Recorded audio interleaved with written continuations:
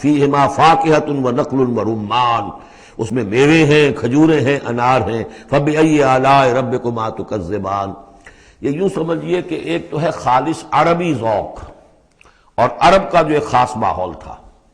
اور خاص طور پر عرب کا وہ علاقہ جس میں قرآن نازل ہوا ہے، حجاز پہاڑی علاقہ ہے، اس میں جب آتے تھے چشمے اور جب بہہ جاتی تھی وادیاں تو ابلتی ہوئی پہاڑی چونکہ چشمے جیسے ہوتے ہیں، پہاڑی نالے، تو ان کے اندر جوش و خروش ہوتا ہے۔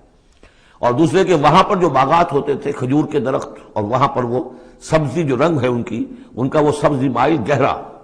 اور اسی کے اندر پھر جو چھاؤں ہے، تو جو ان کا تصور ہے ایک عربی ذوق ہے، ایک عجمی ذوق ہے۔ وہ عجمی ذوق ہے جو پہلے بیان ہوا ہے، عربی ذوق ہے جو اب بیان ہو رہا ہے۔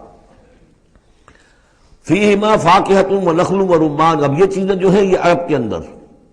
کھجوریں ہیں، انار ہے۔ فبأی آلاء ربکما تکذبان،